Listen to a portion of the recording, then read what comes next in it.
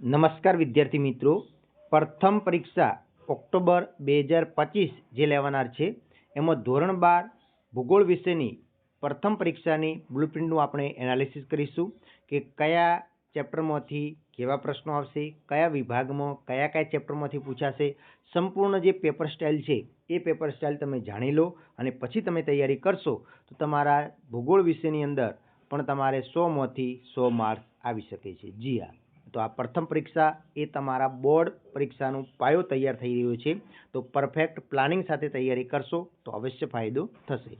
તો ચાલો જોઈએ। તો સૌ પ્રથમ જોઈએ કે એના પહેલાં આપણે એક રિક્વેસ્ટ કરીએ છીએ કે જો તમે 2025-26ની અંદર બોર્ડની પરીક્ષા આપવાના હો તો ચેનલને અવશ્ય સબસ્ક્રાઈબ કરી નાખજો।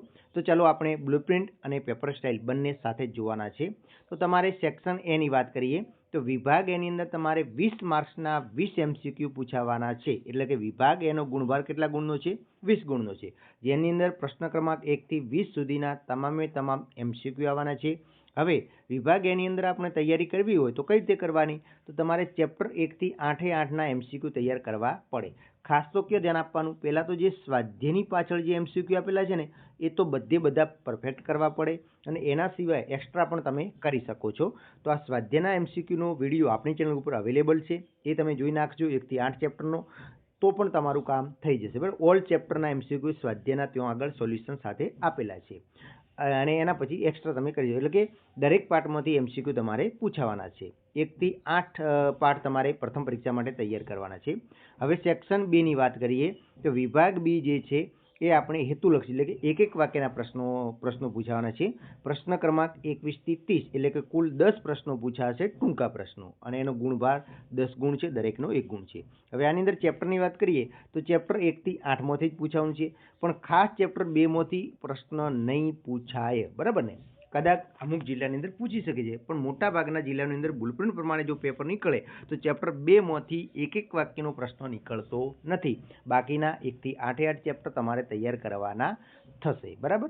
એના પછી આપણે સેક્શન સી ની વાત કરીએ તો સેક્શન સી તમારે 2 ગુણના પ્રશ્નો છે, એટલે કે પ્રશ્ન ક્રમાંક 31 થી 42 સુધીના છે અને સેક્શન સી છે 2 ગુણના, એટલે એની અંદર કુલ ગુણભાર છે 16 ગુણ, એટલે કે કુલ 12 પ્રશ્નો આપેલા હશે। કેટલા? 12। એમાંથી કોઈ પણ તમને જે ફાવે, તમને જે આવડે તે 8 પ્રશ્નો લખવાના થશે। આમ 8 પ્રશ્નો એટલે કે કુલ ગુણભાર કેટલો થઈ ગયો? 16 ગુણ।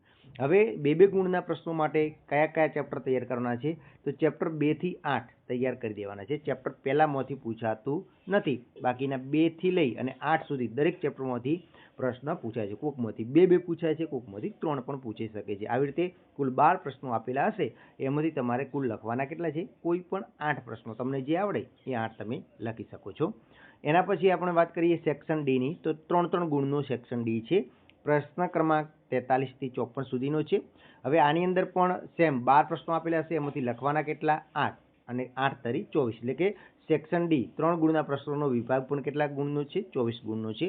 હવે આની અંદર જોવા જઈએ તો કયા કયા ચેપ્ટરથી છે? ચેપ્ટર 1 થી 7માં પૂછાશે। આની અંદર ચેપ્ટર 2 અને 8 છે ને એ તમારે નહીં આવે, બીજા અને 8મા ચેપ્ટરમાંથી 3 ગુણનો પ્રશ્ન નહીં આવે, બાકીના દરેક ચેપ્ટરમાંથી તમારે 3 ગુણનો પ્રશ્ન આવવાનો છે, બરાબર। તો આ રીતે તમારે તૈયારી કરવાની રહેશે, જેથી કરી સેક્શન ડી તમારું ક્લિયર થઈ શકે। એના પછી આપણે જોવા જઈએ તો સેક્શન ઈ જે મોટા પ્રશ્નો 5 ગુણના પ્રશ્નો છે, આનો કુલ ગુણભાર છે 30 ગુણનો પૂછાય છે। પ્રશ્ન ક્રમાંક 55 થી 61 સુધીના છે।